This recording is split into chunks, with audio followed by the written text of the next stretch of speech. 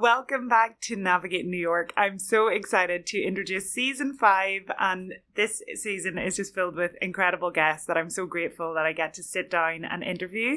I'm also so grateful to be sponsored this season by Amvoy Wealth. Amvoy Wealth is a cross-border financial firm who specialise in assisting Irish individuals moving to, living in, or returning from the United States. So Amvoy Wealth are uniquely positioned to help you if you have financial interests in both Ireland and the US. You can find out more at amvoywealth.com. I'll leave their link in the show notes, and I'm so delighted to be partnering with Amvoy Wealth for season 5 of Navigate New York. Sean, welcome to Navigate New York. Thank you, Sophie. It's an absolute honour to be here. And thank you as well for sponsoring the podcast. It really means a lot.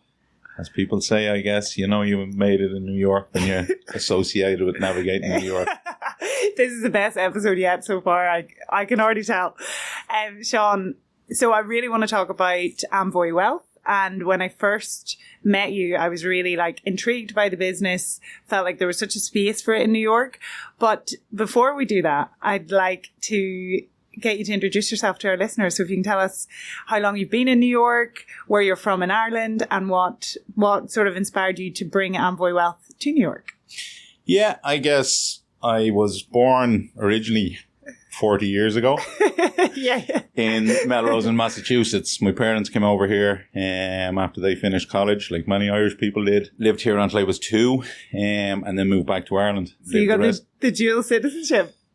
Yeah, whether I knew it or liked it or not, it was there. So lived the rest of my life there. My brother actually returned after college. I came over and back for holidays, but no real grow. I was a bit of a homeboy and just enjoyed home. So never really thought about coming over. Lived in Ireland until late 40s, 45. It was at that point that I kind of decided maybe, you know, America might be worth a try. Yeah. And what better place than New York? And so was business a part of that decision? Were you kind of thinking you'd had clients here as well before then? Yeah, I guess, look, I've been a financial planner since 1999. So I've kind of always been in the industry. What led me to kind of come over here was I was getting a bit, I suppose, bored, disillusioned with the industry in Ireland. Okay. You know, Ireland is a very small place. Yeah. Money isn't something in Ireland that people talk about or people are open about. Yeah. So I started to look at coming over here. I had a number of clients that were over here looking at coming home. And just from talking to them, I started to, I guess, understand the complexities of, I guess, people moving between Ireland and the US. Mm. So I started looking at setting up the business back in probably 2020. I had a business that was registered with the Central Bank in Ireland. So in 2020, I set up another company and went to get it registered with the SEC here in New York. COVID came and made everything more difficult. Couldn't travel over.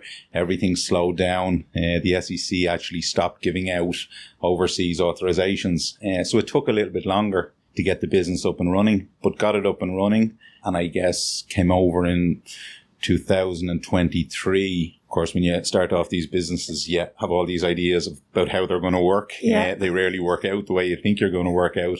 For me, it was, I would do a month in Ireland working on the business there and a month New York working on the business here. Yeah.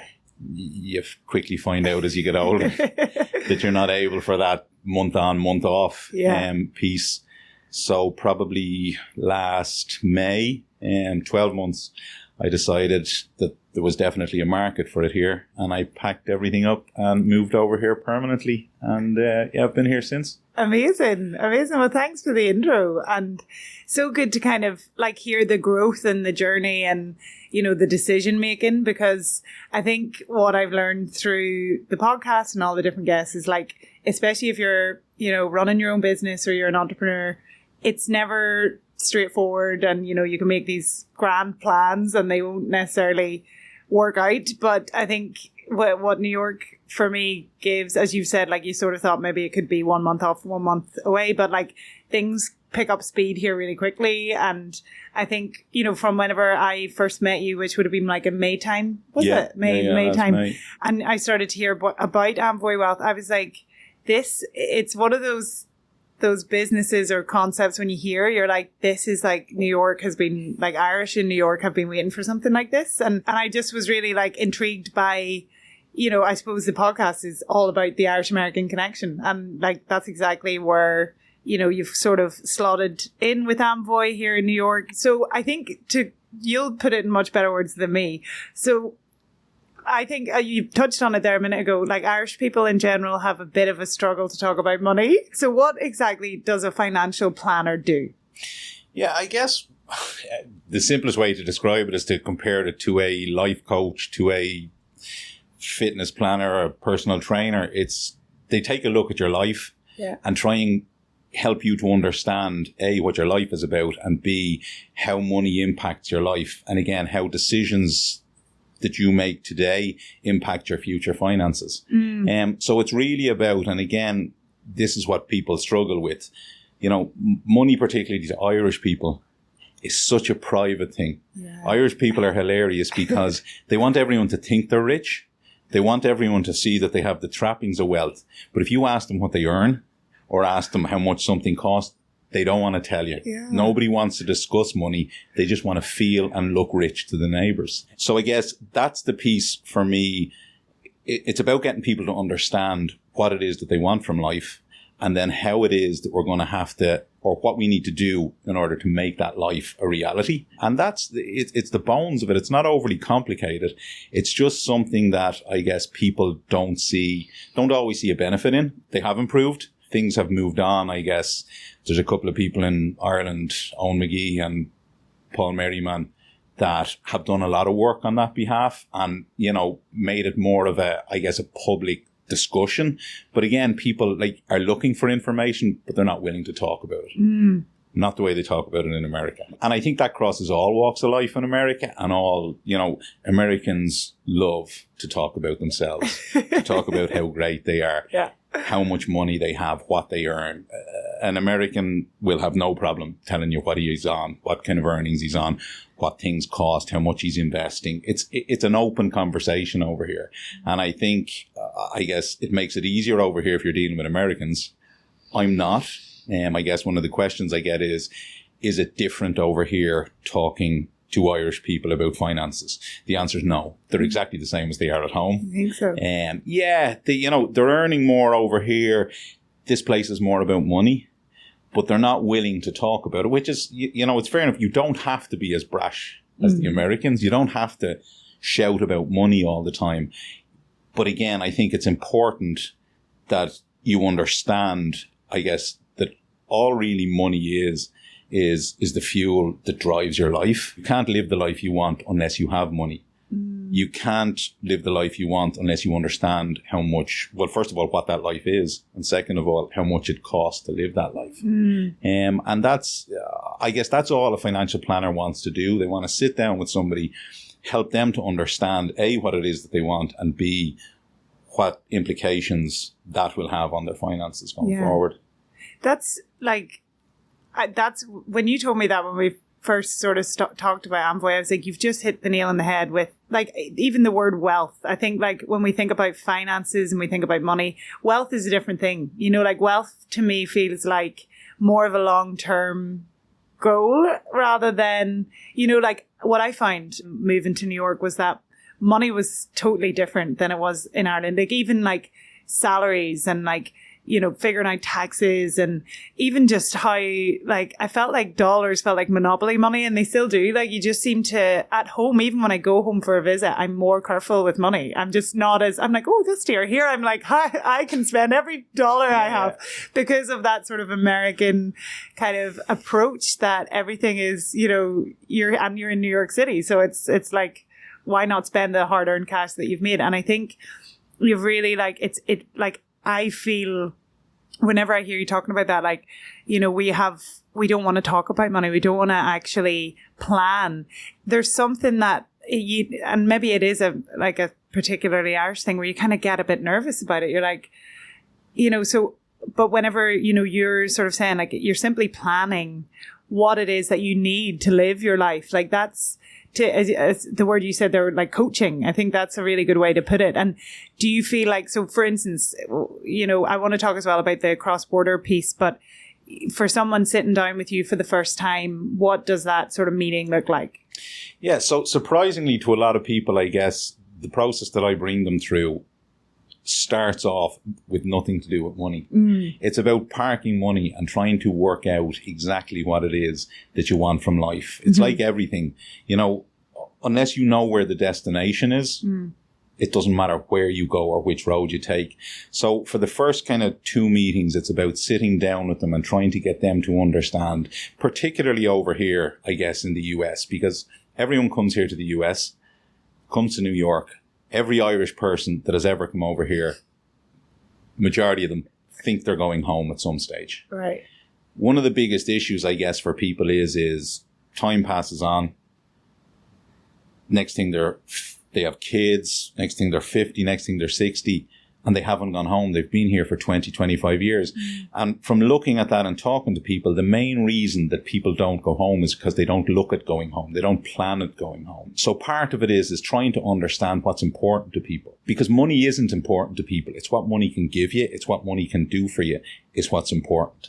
And I think when I sit down with a client, it's getting them to try and understand, you know, what they want to do more of, what they want to do less of. Where do you want to live? You know, is Ireland part of the picture? Because it's not part of the return picture for everyone. Not everyone wants to go back and live in Ireland forever. The kind of common piece you get as part of going back is, well, I would like to spend some time in Ireland and some time back here.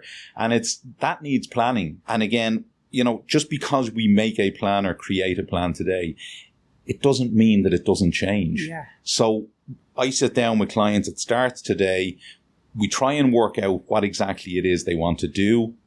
And then we layer in the money. We bring in the money because what the money again allows us to do is it allows us to fuel or live the lifestyle we want to live. And that then becomes, you know, how much do we need to earn? How much do we need to spend? How much do we need to save? How much do we need to invest? All these things then form part of the process.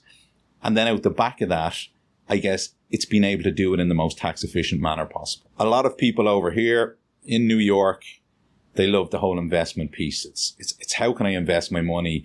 What's the next big thing? How can I become a millionaire? Overnight.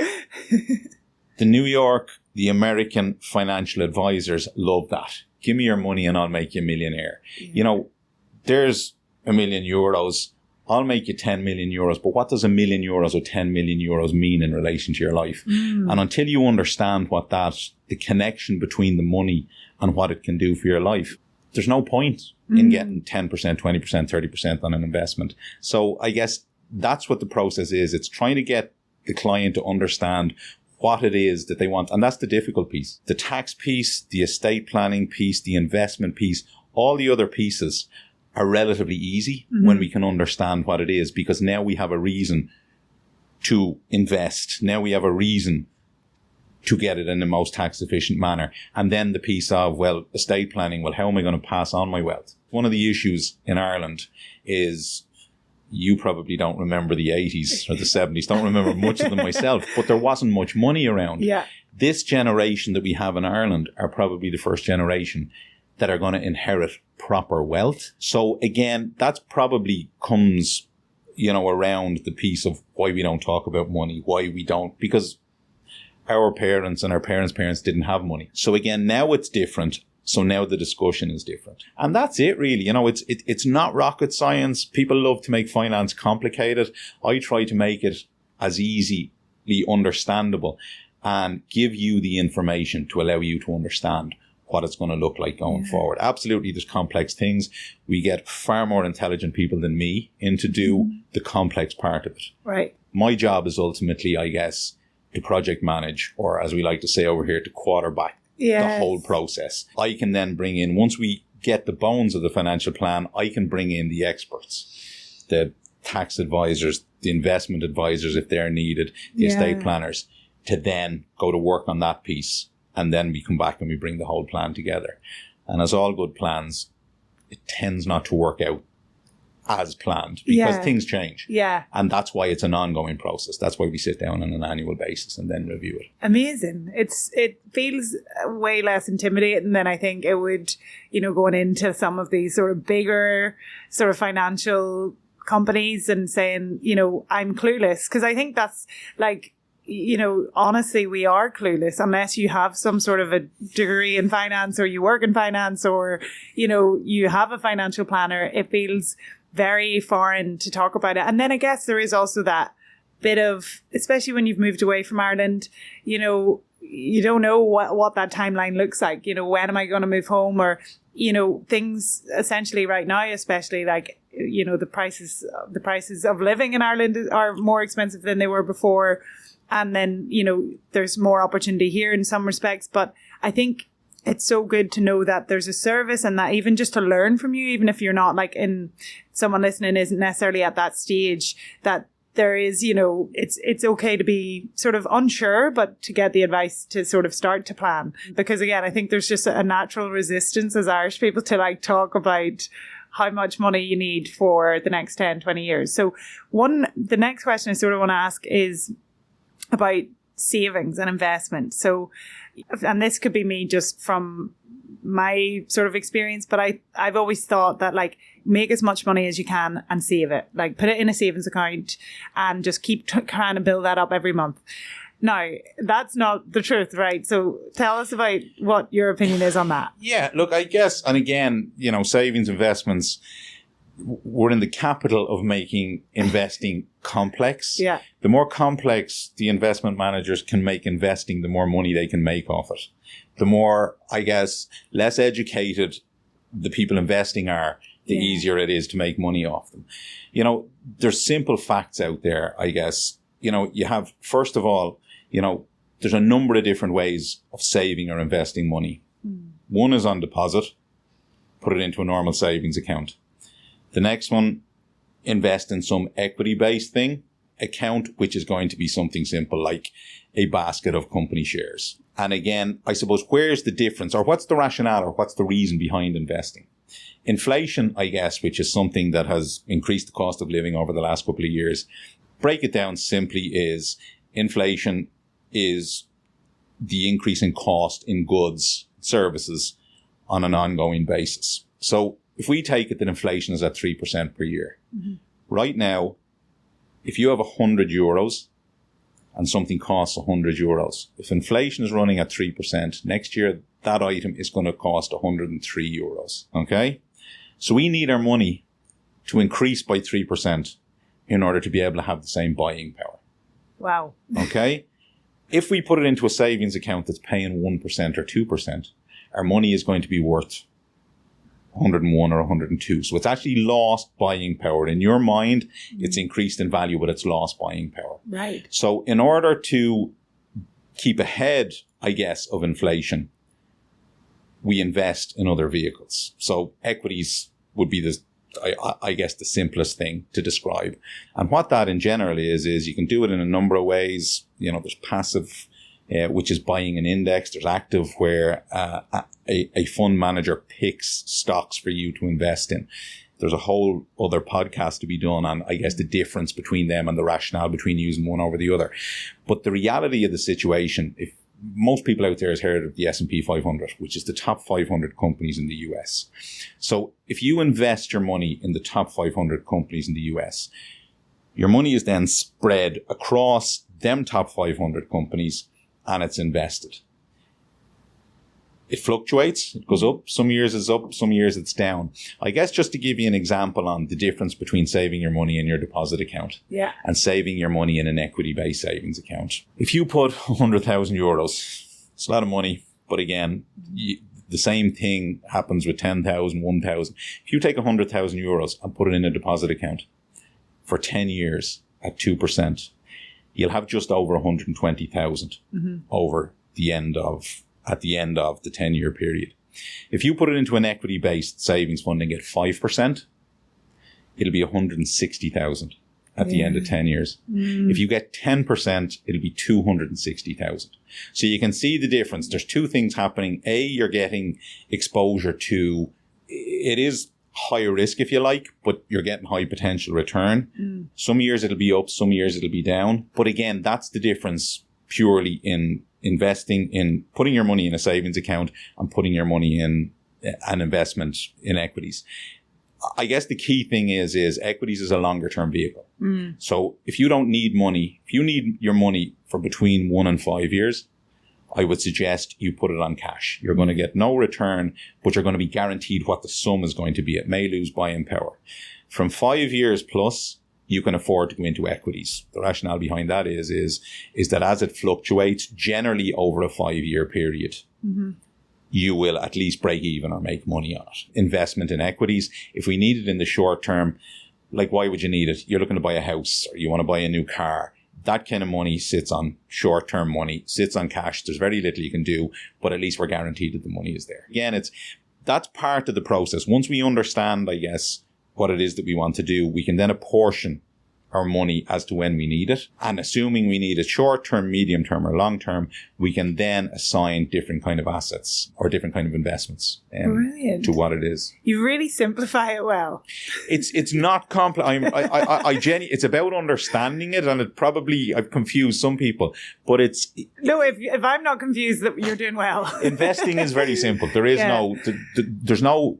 It's made complicated by people who want to make it complicated so that they can make money out of it. Yeah, that makes sense. But again, it's about educating the people and making them feel comfortable with what they're doing. That's it. I think that's and I think honestly, when it comes to like being in the US, whenever you can have somebody who has a sort of, we're very lucky to have so many great Irish people here, but like, I feel like there is a certain sort of rapport that you can have with an Irish person and you can speak honestly and vulnerably and you're not, that's not to say, there's like Americans wouldn't be, but I think we do have this, we speak the same language. So I think for you to be able to break it down, but it's really helpful.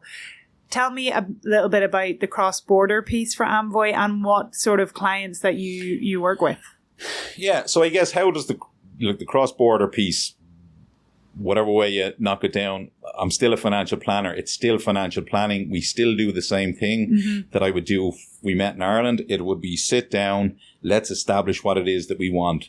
The difference in the cross-border piece is, I guess, there's a huge element of when we come to America or when we're dealing with finances, we really don't know what we don't know. And that's the issue. So we come over here, we don't know what we need to do from a tax perspective, particularly taxes. I guess America is different from nearly every other country in the world, that America wants to tax you on your worldwide income if you're a citizen or a green card holder. So being in America, you're taxed as an American, that's fine.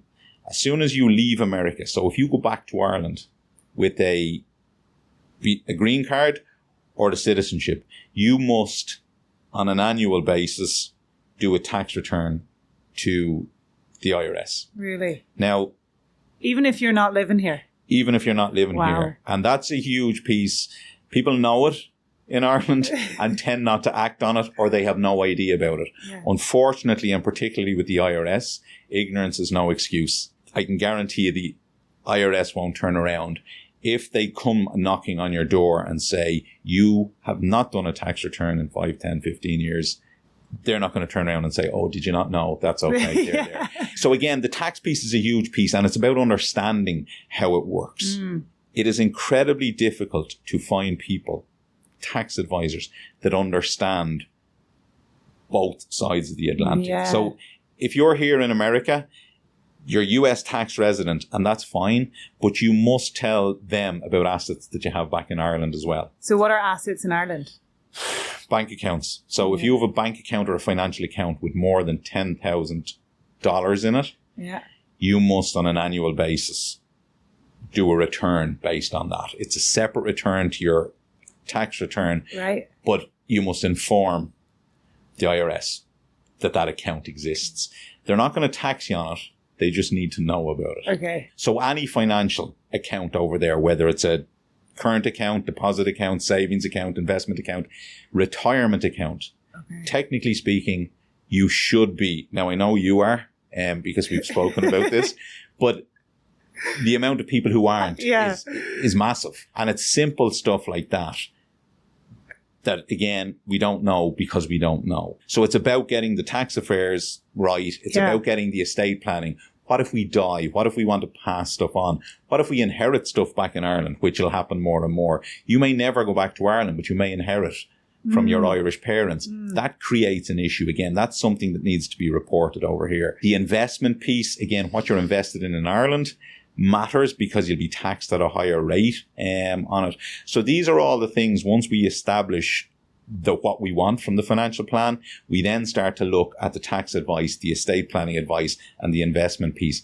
And it is very difficult to find people that understand it. Right. It has taken me probably 12 months, 18 months while I've been here to find the right people that actually understand. Lots of people will tell you they understand how it works. They don't. Unless you work in cross-border tax advice, cross-border estate planning, cross-border, or the tax advice understands the investment advice. But again, unless you have somebody that works predominantly in that area, they don't understand it as a general rule. The key to this is it's expensive because it's very specialized. So to get a tax advisor, or often what you'll need is a tax advisor in Ireland and a tax advisor in the US. But they have to be tax advisor in Ireland and US that understands the crossover between the two and preferably speak to each other. So again, that's what I use. I use a tax advisor in Ireland and a tax advisor in the US who speak to each other. So your tax is done that way. It's one of my big frustrations with Irish people. They don't want to pay for anything.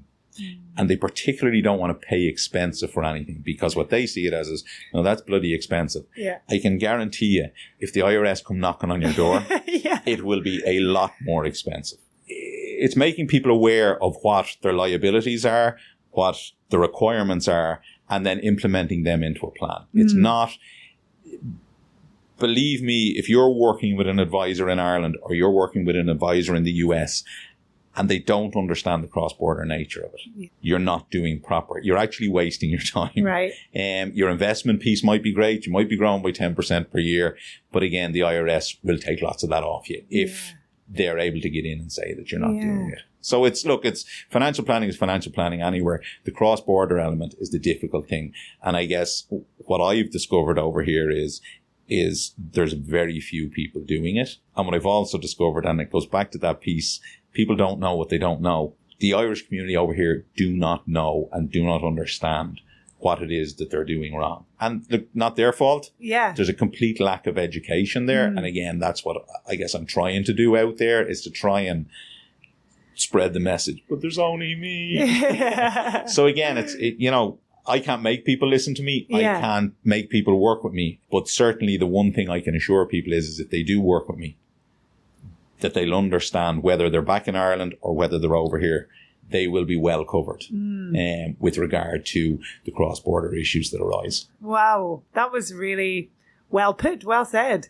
And there's so many parts of it that I could kind of jump onto. I think it's interesting what you even said earlier about, firstly, what you don't know, and that couldn't be truer, because I remember coming over, as a graduate visa, not even understanding that, how salaries worked or taxes, or I don't think I filed a tax return for a year or two. And then when you do it, you're quickly going on to TurboTax, oh yeah, I'll just get this done. And then you get a bill. It's I'm only going to interrupt you now. Go.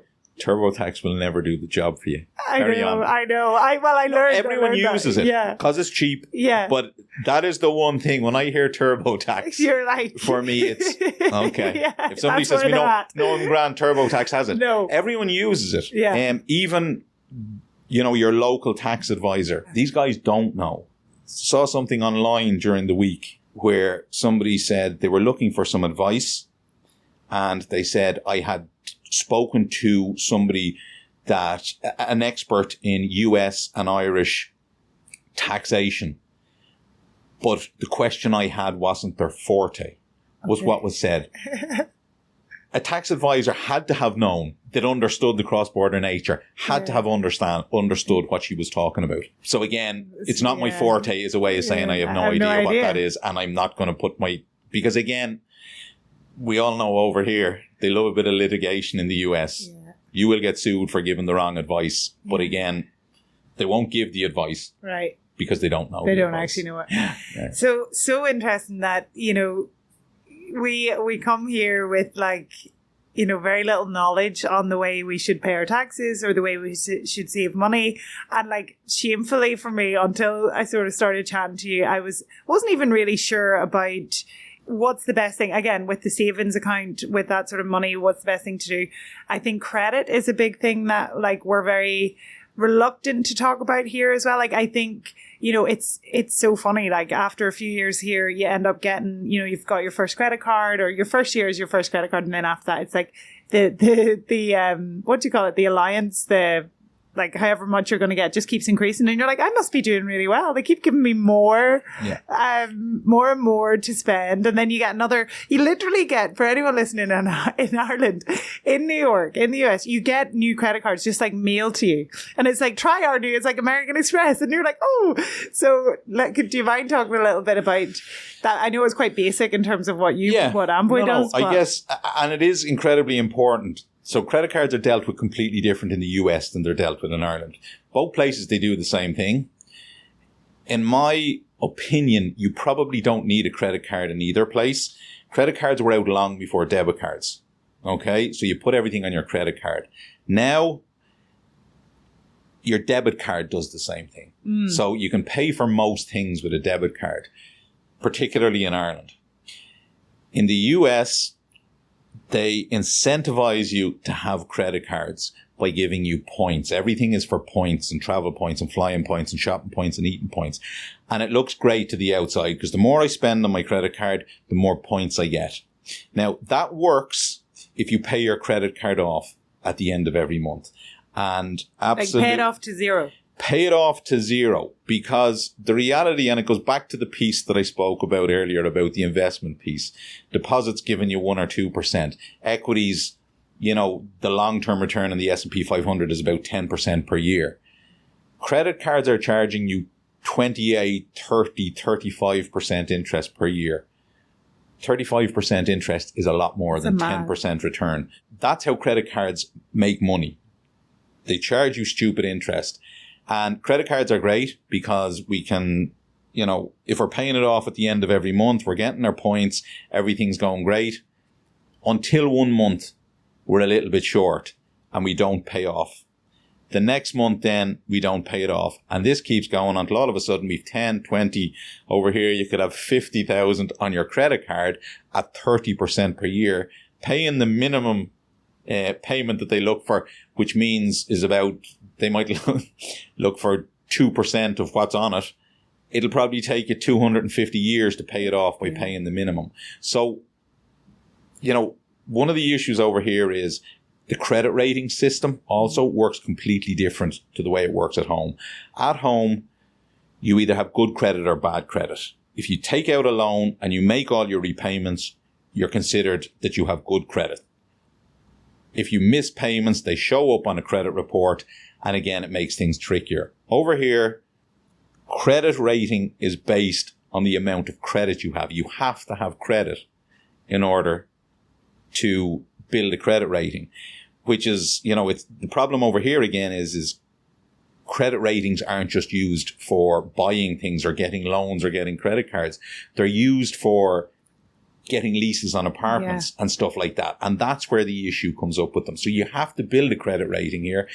The easiest way, or nearly the only way, is to start getting credit cards. And as you say, it's absolutely insane. Once you get a credit rating here and start getting credit cards, they fire it at you. So again, the one thing I'd say on that is be careful with credit cards. If you think, the point piece, okay, I'm going to collect my travel points or my dining points or whatever points, they work if you pay the credit card off at the end of every month, at the end of every credit cycle. If you're not going to do that, it's a loan you're taking out, and it's a really expensive loan, because a loan at 30%, which is what a credit card is, you can get loans out of the bank at 8, 9, 10%. Again, that's what you're doing. A credit card is a short-term loan. Wow. So yeah, I would say avoid them unless you can control them. But as you say, it's the way it's set up here is so frustrating because in order to get a lease, to get anything like that on an apartment. So would you say, obviously, like open up the account, but just be super mindful about like how you're spending it? Yeah, again, the piece on that is one of the ways to build credit is, at the very beginning, you need to get a credit card, a credit builder credit card. You won't get a credit card when you open a bank account. So you have to apply and get a credit builder credit card. Sometimes you may have to, that ultimately becomes a gift card. Mm-hmm. You have to put $500 on it and they'll allow you to spend the $500. And that builds up your credit. Eventually that'll increase your credit and then you'll be allowed to get a slightly better one and then you'll be allowed to get one with points on it. There was a point, I've been here kind of 18 months. I had 7 credit cards at one stage. It was, I sat down and I looked and the issue is, by cancelling credit cards, it impacts your credit rate. So everything, applying for a credit card, cancelling a credit card. So you just have to bite the bullet. It doesn't impact it in that bad a way. Most of them are gone back now. But again, just be careful with them. They are a loan and a bloody expensive loan at that. Yeah. But again, you do need to get it in order to build your credit. And you've answered every question very well, Sean, so thank you so much. I did just want to ask you a few kind of more general questions to help sort of our listeners kind of understand as well. Like, I think especially as an Irish person in the US, there is a bit of a mindset shift, as we sort of talked about at the start of the podcast. Like you get here, likelihood is you're making more money than you may have, when you left Ireland. Everything, we're in the bright lights of New York City and, money kind of feels like monopoly money. Are there, obviously your services are, quite elevated for, people who are in their career quite a long time.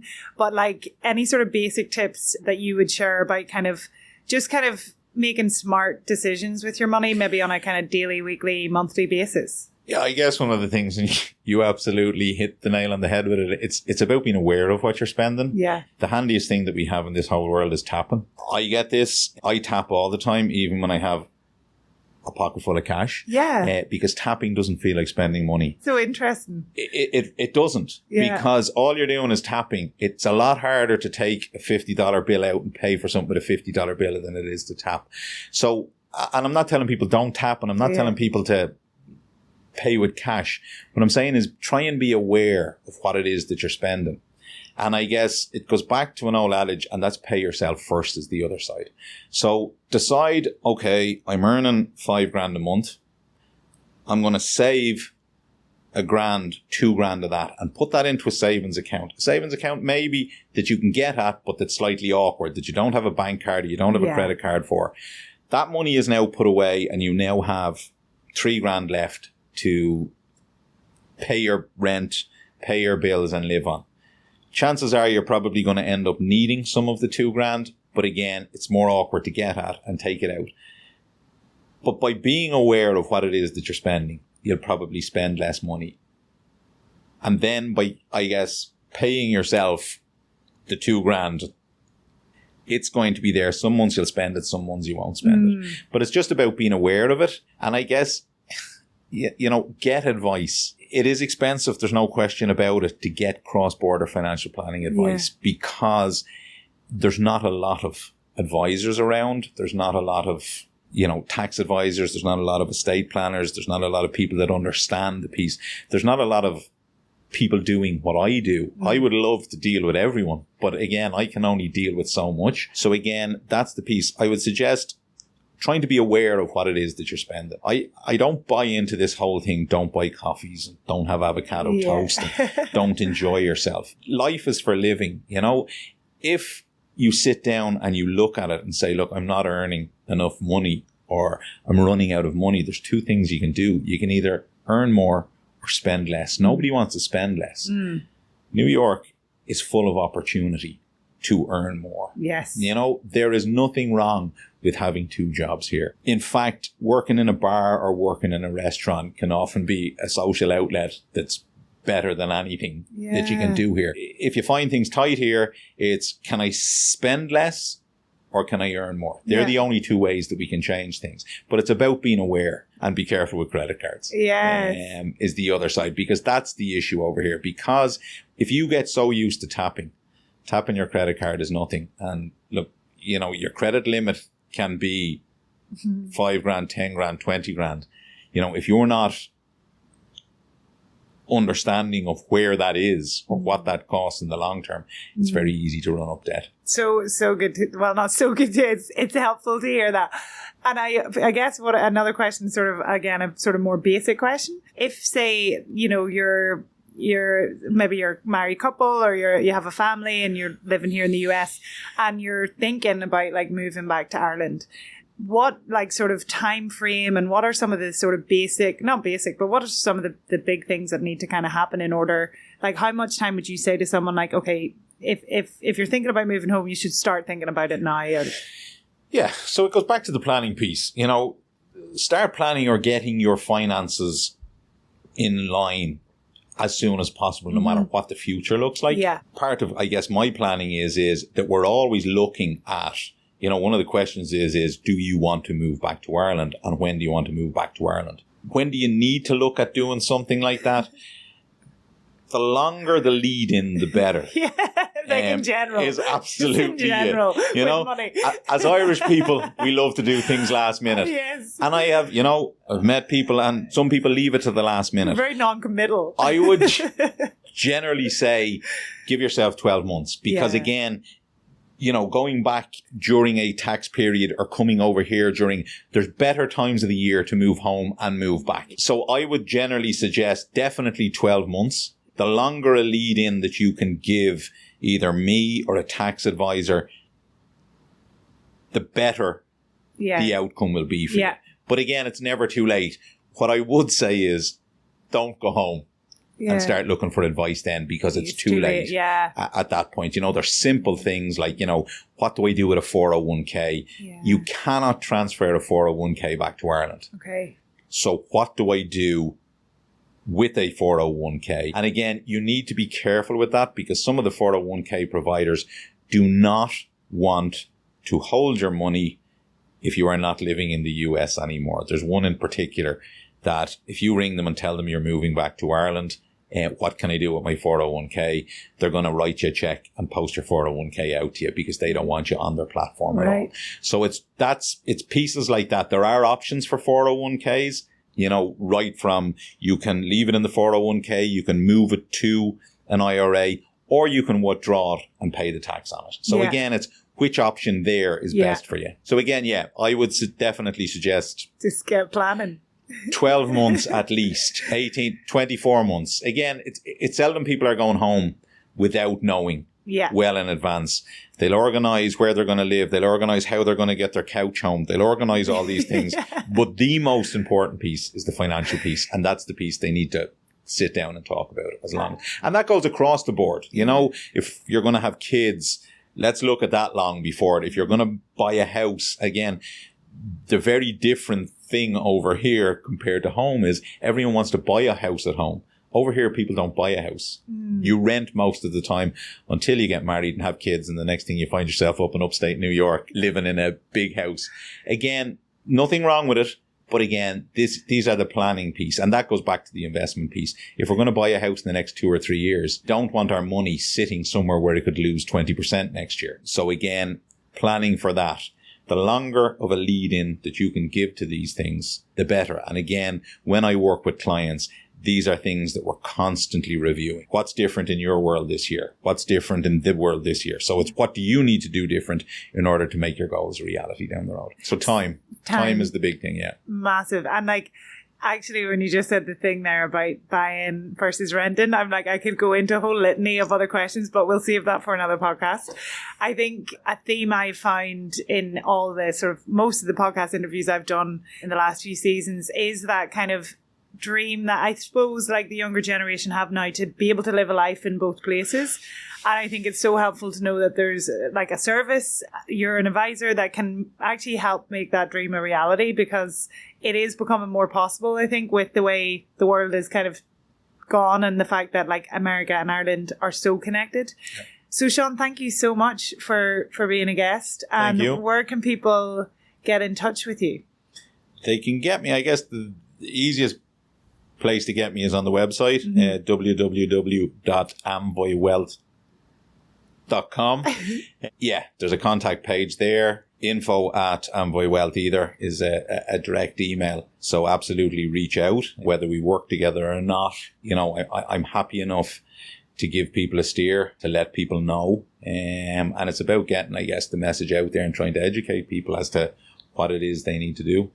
Amazing. Sean, thanks so much for being a guest. That was great. Well done. Thank you. Thank you.